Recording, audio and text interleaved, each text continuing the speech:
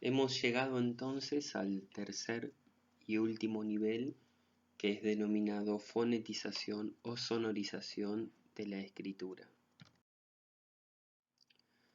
En este caso, los inicios de la representación gráfica de los sonidos de la lengua comienzan con lo que Ferreiro denomina una hipótesis silábica, es decir, la primer vinculación que se hace entre el mundo sonoro de la lengua oral y el mundo gráfico de la lengua escrita es a través de encontrar segmentos silábicos en la oralidad y no fonémicos, que es en definitiva cómo funcionan los sistemas alfabéticos principalmente. Esto es muy interesante porque suele ser bastante llamativo para la mirada de los adultos. Por eso hemos incluido aquí esta imagen de Bernasconi con esta cita de Antoine de Saint-Exupéry que dice: las personas grandes nunca comprenden nada por sí solas y es muy aburrido para los niños, tenés que darles una y otra vez explicaciones. Se trata, van a ver, de escrituras e interpretaciones bastante particulares, por eso es interesante apelar a una mirada adulta que haga énfasis en los aspectos constructivos para intentar comprender cómo están pensando en este momento tan particular los niños, la relación entre la lengua oral y el sistema de escritura que tienen que aprender. Dice Emilia Ferreiro: el niño comienza por descubrir que las partes de la escritura, es decir, las letras de un segmento escrito, ¿sí?, pueden corresponder a otras tantas partes de la palabra oral, las sílabas. Sobre el eje cuantitativo, esto se expresa en el descubrimiento de que la cantidad de letras con que se va a escribir una palabra puede ponerse en correspondencia con la cantidad de partes que se reconocen en la emisión oral.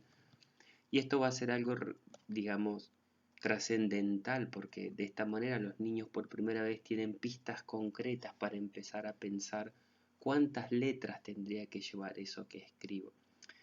Como vamos a ver en los ejemplos a continuación, ya no se trata simplemente de combinar letras controlando una cantidad mínima y un principio de variación entre las letras y entre las escrituras. Ahora de lo que se trata es que la emisión oral nos da pistas a través de la cantidad de sílabas que digo en un segmento para saber cuántas letras tengo que poner. Veamos este ejemplo muy bonito, es una ficha descriptiva de un monstruo que están imaginando niños de una sala de 5. En la primera línea, como puede, vamos a mostrarlo con el puntero, en esta primera línea, esta es la escritura de los niños y acá han escrito peludo, ojos amarillos, cola larga, tiene cuernos, manos con garras, 2 cabezas y pinchos, ¿sí? Vamos a mirar esta primera escritura. Los niños acá han escrito peludo. La maestra nuevamente, digamos a la derecha de las escrituras de los niños, digamos, registra la escritura convencional. Como podemos ver en este caso, es cierto que tiene un número de 3 letras como mínimo, también es cierto que las letras varían, pero fíjense que en la lectura los niños logran recuperar esta puesta en correspondencia que decía Ferreiro, ¿no? Estas que están aquí serían las letras, ¿sí?, que los niños escriben, y estas son las sílabas que leen. Entonces esto se lee peludo, ¿sí?, una letra para cada sílaba. Además, algunas sílabas pertinentes como la O, ¿sí?, el sonido O está dentro de esto que escriben como O, ¿sí? Después quizás el inicio, la B, es una consonante desde el punto de vista fonológico próxima a la P. Podríamos pensar que comenzaron escribiendo la primera sílaba, pero luego en la lectura le atribuyen una sílaba a cada escritura. Veamos otro ejemplo.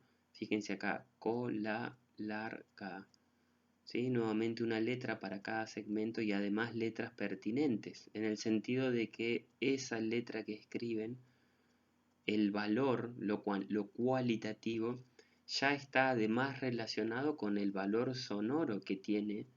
Claro, pero no sería el fonema, sino uno de los fonemas dentro de la sílaba que quieren representar. Es decir, esta O está dentro de la sílaba que quieren representar, lo mismo pasa con la L y lo mismo con las A de lar y ga, ¿sí? Fíjense qué interesante cómo empiezan esta cuestión que ya hemos mencionado, que los conocimientos que los niños construyen en un determinado nivel continúan apareciendo en niveles posteriores y generan problemas o posibilidades de seguir pensando. Acá tenemos que la hipótesis de variedad interna, a pesar de que los niños ya venían escribiendo con esta idea, la aparición de la hipótesis silábica hace que los niños dejen de lado, en esta escritura, al menos momentáneamente, la idea de la variación interna y aceptan poner dos letras iguales, ¿sí? Algo que no veíamos en las escrituras del nivel anterior. Y fíjense qué interesante, si lo vemos por el lado de la cantidad, lo que pasa con pinchos. En este caso los niños aceptan una escritura de dos segmentos, ¿sí? Porque se están guiando por la hipótesis silábica, la P para la primera sílaba, la O para la segunda sílaba, ¿sí? Se trata en ambos casos de escrituras silábicas. Se trata de un texto elaborado en pareja, si analizamos en profundidad todos los segmentos, no todos los segmentos de esta escritura representan o dan cuenta de una hipótesis silábica estricta. Esto también es interesante de mencionar porque, como dijimos anteriormente, en la escritura real no siempre es tan fácil etiquetar o compartimentar lo que los niños hacen, y tampoco ese es el objetivo, sino tratar de comprender qué problemas están enfrentando a la hora de...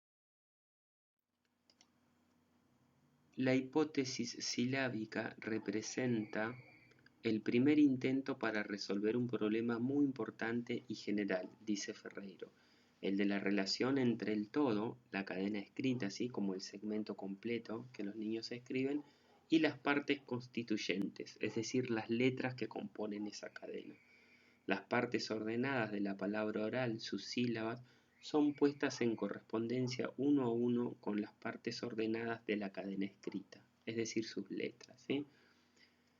Esta aparición de la hipótesis silábica entonces es el primer paso en este último nivel en el que los niños empiezan a encontrar correspondencias directas entre el mundo sonoro, ¿sí? Lo que ellos dicen, y el mundo escrito, las marcas que hacen.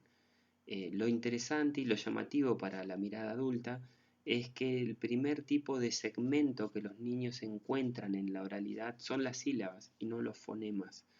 Eh, por supuesto, el conocimiento del sistema de escritura va a llevar que, en definitiva, los niños puedan reconocer los fonemas que hay dentro de la oralidad para poder representarlos por escrito. Pero en este proceso hemos visto que esta hipótesis silábica permite grandes avances, ¿sí? En relación a los niveles anteriores.